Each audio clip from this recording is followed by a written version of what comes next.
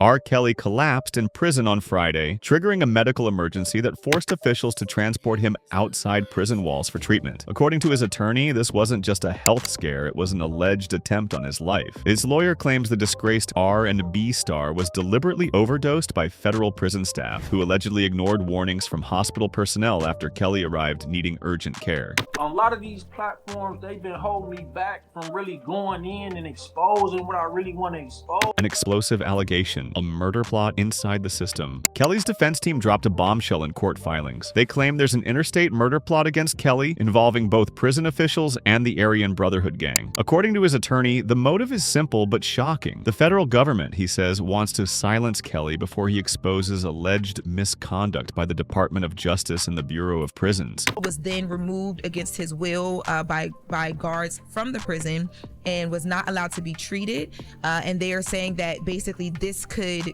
kill him because of the blood clots and the care that they are alleging he is not receiving. Feds call it fanciful. Prosecutors immediately pushed back, calling these claims fantastic and fanciful. In a formal response filed Tuesday, the federal government dismissed the accusations, saying there's no basis for believing prison officials orchestrated an overdose or a murder plot. These are people who seek to kill Mr. Kelly rather than allow the corrupt criminal conduct of those who manufactured his convictions be exposed. The crimes that put Kelly behind bars. R. Kelly, now 58, is serving a 30-year sentence alongside a 20-year term, both mostly concurrent, for child sex crimes and racketeering. His convictions came out of Illinois and New York, and he's currently housed at FC East Butner, a federal prison in North Carolina. Stein, in his declaration, has set forth the reason that was given. The reason is that Mr. Kelly was about to expose some facts that would be extremely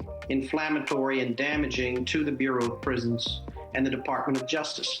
And because of that, the Bureau of Prisons instructed Michael Glenn Stein to go to Butner and execute R. Kelly. And Mr. Stein made clear and gave us extraordinary detail when we spoke to Mr. Stein. We didn't use this until we actually went down and met with Mr. Stein for hours.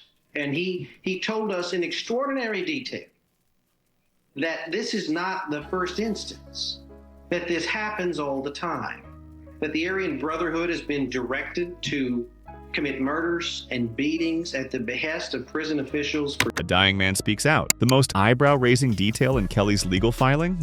A sworn declaration from Michael Glenn Stein, a terminally ill leader of the Aryan Brotherhood. Stein, who's been locked up since 1982, claims prison officials have used gang members for decades to do their dirty work. Facing death from cancer, Stein says he wanted to come clean, telling Kelly directly about an alleged plot to have him killed. Have said that if he is to do this, he is a terminal cancer patient, he's going to die in the near future. That's a fact.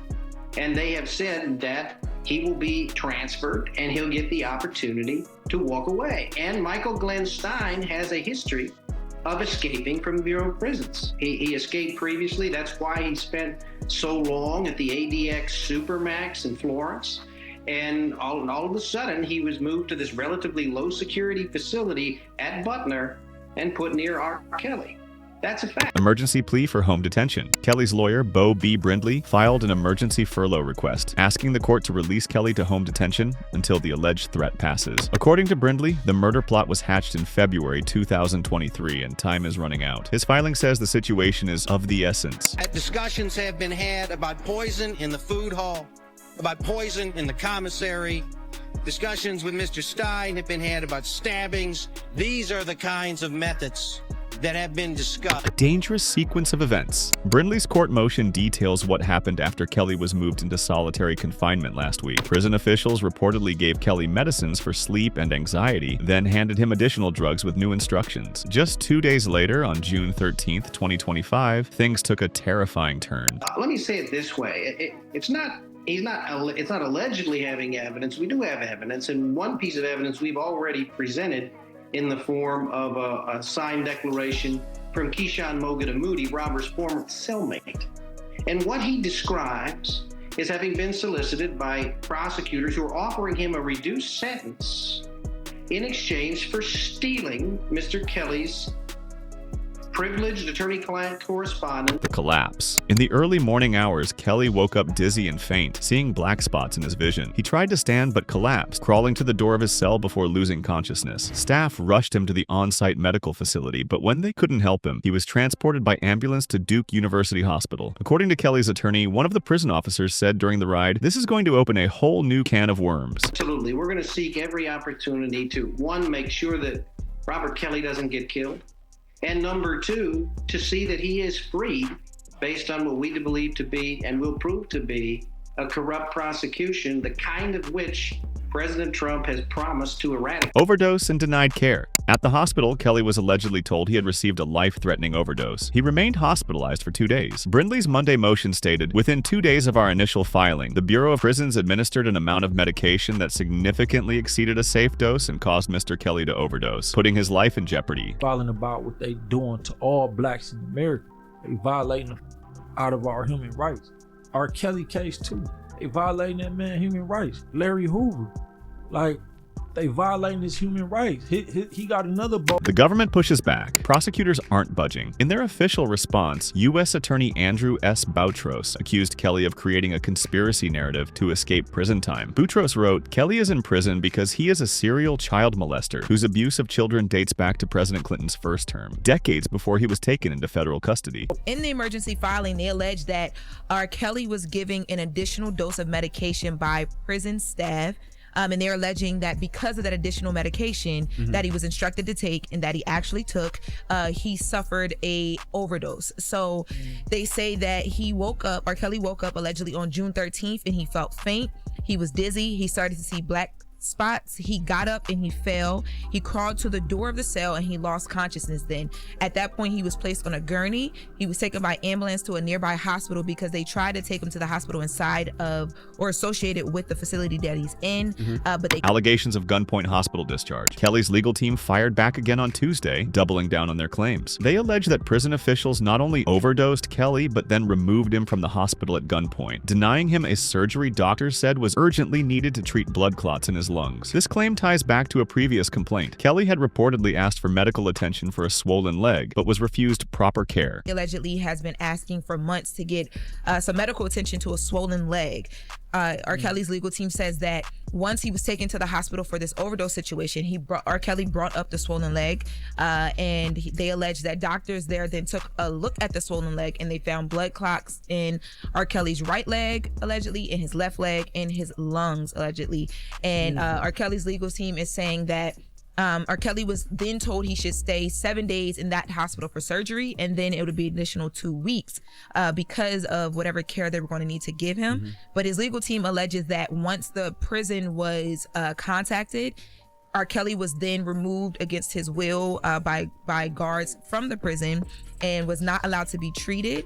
And they are saying that basically this could kill him because of the blood clots and the care that they are alleging he is not receiving. They don't care if he dies. R. Kelly lay motionless on the cold floor of his solitary confinement cell at FCI Butner, barely conscious, his vision reduced to black spots. Just hours earlier, he'd been given a cocktail of medications by prison officials, pills he was told to take for sleep and anxiety. But something was different this time. His body wasn't responding the way it normally did. He felt faint, dizzy, disoriented. Then, without warning, his legs gave out. He collapsed. Crawling to the door of his cell, he gasped for help before blacking out completely. Moments later, prison staff found him slumped by the door, unresponsive. An immediate decision was made to transport him to the on-site medical unit. But the prison's medical team quickly realized the situation was beyond their control. Kelly was in critical condition. An ambulance was called, and he was rushed to Duke University Hospital. During the ride, Kelly slipped in and out of consciousness, but he was alert enough to overhear one of the prison officers murmur something chilling to a colleague. This is going to open a whole new can of worms. That phrase stuck with him, even as he faded in and out of awareness. He later recounted the moment to his attorney, Bo B. Brindley, who would include it in a court filing that would rock the legal system. When Kelly arrived at the hospital, doctors immediately went to work. Their diagnosis? He'd been given a dangerously high dose of medication, far beyond what would be considered safe for his age, weight, or medical condition. According to his lawyer, the hospital staff warned that his life had been hanging by a a threat. Kelly remained hospitalized for 2 days, but what should have been a longer stay for proper treatment took an ominous turn. Brindley later alleged that prison officials forcibly removed Kelly from the hospital before doctors could complete life-saving procedures, including surgery to treat blood clots in his lungs. The medical team had allegedly recommended immediate intervention, but federal prison staff overruled them, putting Kelly back into Bureau of Prisons custody. In Brindley's view, this wasn't medical neglect. It was a calculated move to ensure Kelly never recovered. The sequence of events unfolded just days after Brindley had filed an emergency motion claiming his client's life was in danger. In that motion, Brindley alleged there was a plot involving members of the Aryan Brotherhood and corrupt prison officials to orchestrate Kelly's death by drug overdose. The motive? To stop Kelly from revealing what he knew about internal misconduct at the Department of Justice and the Bureau of Prisons. At the center of Brindley's claims was a sworn statement from Michael Glenn Stein, a high-ranking Aryan Brotherhood member with terminal cancer. Stein, who has been incarcerated since 1982, said he chose to warn Kelly about the plot because he had nothing left to lose. According to Stein, the Bureau of Prisons had used the Aryan Brotherhood for years to carry out covert operations inside prisons. But this time, the target wasn't another inmate caught up in gang politics. It was R.Kelly. Stein claimed he was approached by prison authorities and asked to facilitate Kelly's murder. The plan, according to him, was to make it look like an overdose. But as his health declined, Stein chose to blow the whistle. He didn't want to die with this secret. Brindley took that declaration straight to court, filing an emergency motion to move Kelly to home detention until the threat passed. He argued that the plot was active and that Kelly was a dead man walking if the court didn't intervene. The timing, Brindley said, was no coincidence. Just days after the motion was filed, his client collapsed from what the hospital later identified as an overdose. From Brindley's perspective, the overdose wasn't accidental. It was proof of the plot in action. Federal prosecutors quickly responded, calling the allegations absurd. In their official reply, they labeled the claims as fanciful and fantastic, dismissing them as nothing more than a desperate attempt by a guilty man to escape prison. Prosecutor Andrew S. Boutros didn't hold back in his rebuttal. He painted Kelly as a serial predator whose abuse stretched back decades, long before he was placed in federal custody. The government, he argued, had no motive to harm him. Kelly was already serving a near-life sentence for crimes that shocked the nation, but Brindley wasn't deterred by the government's scathing response. He doubled down, filing an additional motion that outlined in graphic detail how his client had nearly died and was then denied critical care. In his reply, Brindley accused the government of showing open contempt for Kelly's life. He claimed federal authorities were not only indifferent to Kelly's suffering, they were complicit in it. According to Brindley, this wasn't about guilt or innocence anymore. It was about survival. Final thoughts. The battle over R. Kelly's fate has now escalated beyond his convictions to explosive allegations of prison corruption, murder plots, and medical neglect. Whether these claims are true or not, one thing is clear. This legal fight is far from over.